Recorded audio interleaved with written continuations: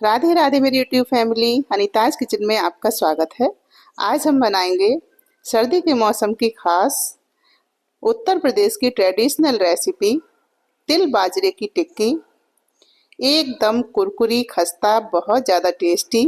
एक बार बनाएं और इसे 15 दिन तक आराम से खा सकते हैं और बहुत आसान तरीके से आज हम इसे बनाएंगे। तो चलिए शुरू करते हैं। इसे बनाने के लिए सबसे पहले हमने ली है बड़ी इलायची, जो काली इलायची होती है। 2-3 इलायची ली है और थोड़ी सी सौंठ ली है, जो सूखा हुआ जिंजर होता है, अदरक, वो लिया है।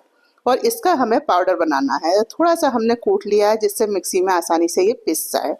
तो देखिए इतना सा मैंने ये लिया है। थोड़ा सा मेरे पास कुटा हुआ और रखा था, वो भी मैंने इसमें डाल दिया है। और 2 चम्मच चीनी डाल दी है जिससे ये आसानी से पिस जाएगी। आप काली इलायची की जगह सफ़ेद इलायची भी डाल सकते हैं, लेकिन काली इलायची अगर आपके पास है तो ज़रूर डालिए, इनका टेस्ट बहुत बढ़िया आता है। और यहाँ पर चीनी डालना ऑप्शनल है, मैंने इसलिए डाला है जिससे इसकी थोड़ी सी क्वांटिटी बढ़ जाए और मिक्सर जार में आसानी के साथ ये पिस जाए। अब मैंने इसे निकाल लिया है एक प्लेट में। और साथ ही अब लेते हैं एक बाउल और उसमें डालेंगे थोड़ी सी चीनी, लगभग 40-50 ग्राम, या कम भी डाल सकते हैं या आप स्किप भी कर सकते हैं, केवल गुड़ से बना सकते हैं। लेकिन मैंने इसमें थोड़ी सी चीनी डाली है जिससे जो टिक्की है वो बहुत ज़्यादा क्रिस्पी बनती है। और इसमें डालेंगे हम लगभग 200 ग्राम जितना गुड़। हम बनाएंगे 400 ग्राम बाजरे के आटे की टिक्की, तो इसमें हमने लगभग 250 ग्राम दोनों चीज़ें ली हैं। 200 ग्राम जितना लिया है हमने गुड़ और 50 ग्राम जितनी ली है चीनी। और अब हमें इसमें डालना है थोड़ा सा पानी, लगभग 1 कप जितना पानी, जिससे गुड़ और चीनी इसमें अच्छे से घुल जाए। और अब हमें इसे उबालना है। आप अगर गुड़ में थोड़ी बहुत गंदगी है तो छान सकते हैं, अगर नहीं है तो आप इसी तरह से इसका इस्तेमाल कर सकते हैं। जब उबाल आ जाएगा तब ये दोनों चीज़ें बहुत अच्छे से इसमें घुल जाएंगी। और उबालना ही है केवल हमें इसे, इसकी चाशनी हमें बिल्कुल नहीं बनानी है। केवल इसमें उबाल आ जाएगा तब हमें गैस की फ्लेम को बंद कर देना है, बस इसे उबालना है। तो देखिए इसमें खूब अच्छे से उबाल आ रहा है। अब हमने गैस की फ्लेम को गैस से नीचे उतार लेते हैं। अब हमें इसमें डालना है आटा। इसे हमें ठंडा बिल्कुल नहीं करना है, इतने गर्म में ही हमें बाजरे का आटा डालना है। तो बाजरे का आटा हमने लिया है 400 ग्राम जितना, और वो हम इसमें धीरे धीरे करके डालेंगे। तो थोड़ा सा हमने रख लिया है, बाकी हमने इसमें आधी कटोरी जितने हमने लिए हैं तिल, लगभग 50 ग्राम। और जो पाउडर है वो भी हम इसमें छान कर डाल देते हैं। जो सौंठ और इलायची का पाउडर हमने बनाया है, इसको छानकर हम इसमें डालेंगे, जिससे जो इसके छिलके वगैरह हैं वो सब इसमें रह जाएं। तो इस तरह से हमने ये पाउडर भी डाल दिया है। अब इन सारी चीज़ों को हमें मिलाना है। तो देखिए बिल्कुल खौलते हुए इस पानी में ही जो हमने सिरप बनाया है, इस सिरप में खौलते हुए में ही हमने आटा डाला है। आप सोच रहे होंगे ये गरम सिरप में ही हमने बाजरे का आटा क्यों डाला है।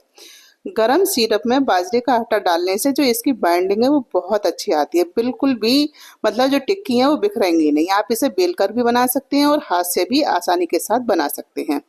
और देखिए इतने सिरप में ये आटा मल पाए या नहीं, मतलब इसमें इनफ हो जाए ये सिरप इतने आटे में या नहीं। मतलब आपको इतना आटा, 400 ग्राम आटा जितना हमने लिया है वो इसमें मिलाकर रख देना है, जिससे ये अच्छी तरह से सेट हो जाएगा। वो उसके बाद में हम इसकी करेंगे मलाई।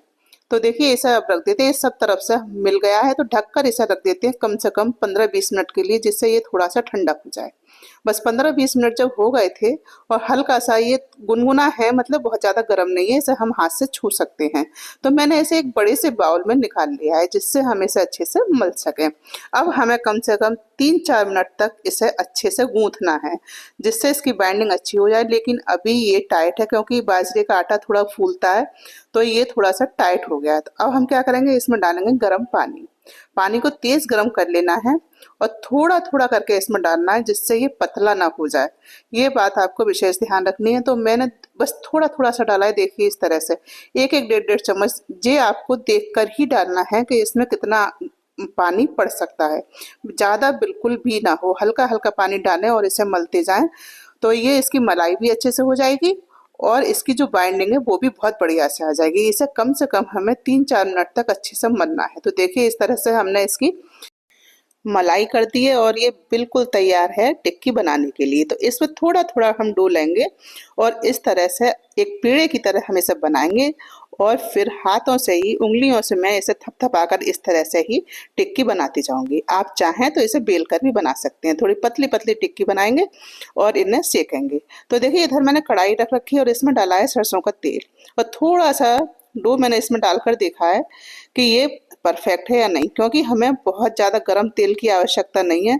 बस मीडियम फ्लेम पर ही और मीडियम टेम्परेचर के तेल में ही हमें इन्हें डालना है। तो देखिए इस तरह से हम इनकी बनाते जाएंगे हल्के हल और इसमें डालते जाएंगे। आप चाहें तो एक बड़ी सी रोटी बेल कर फिर छोटे छोटे पीस उसमें काट सकते हैं कटोरी से या ग्लास से, तब भी आप बना सकते हैं, लेकिन मैं इसी तरह से इन्हें बनाती हूँ।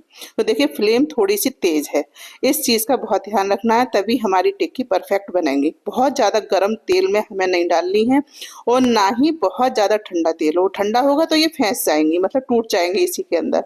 और बहुत ज़्यादा गर्म है तो ये ऊपर से कलर इनका बहुत डार्क ही हो जाएगा और ये अंदर से उतनी क्रिस्पी नहीं बन पाएंगी। तो इसलिए फ्लेम का बहुत ध्यान रखें, बस सिक भी अच्छे से जाए, फैंसे भी नहीं, और ये अंदर तक क्रिस्पी भी हो जाए।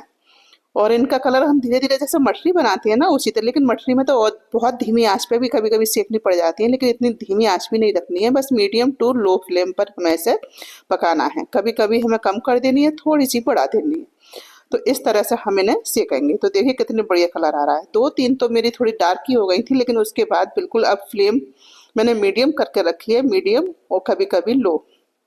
अगर आपको लग रहा है कि तेल का टेम्परेचर हाई हो गया है तो आपको लो कर देनी है।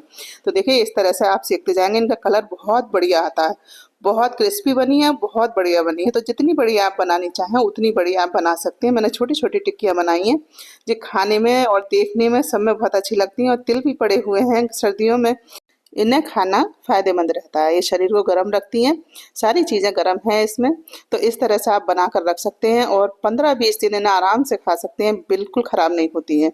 लेकिन थोड़ा सा इन्हें अच्छे से सेकें जिससे ये अंदर तक सिक जाए, तो बिल्कुल ख़राब नहीं होंगे। तो इस तरह से मैंने सारी टिक्कियाँ सेक ली हैं और देखिए कितनी आसानी से ये बन गई हैं, बिल्कुल ख़राब नहीं होंगी अगर आप इन्हीं ट्रिक्स के साथ इन्हें बनाते हैं। तो देखिए टिक्की सारी बनकर हो गई है तैयार। और बस आपको इतना ही ध्यान रखना है, अगर आप इन्हें गरम सिरप के साथ मलते हैं तो ये बिल्कुल परफेक्ट बनेंगी।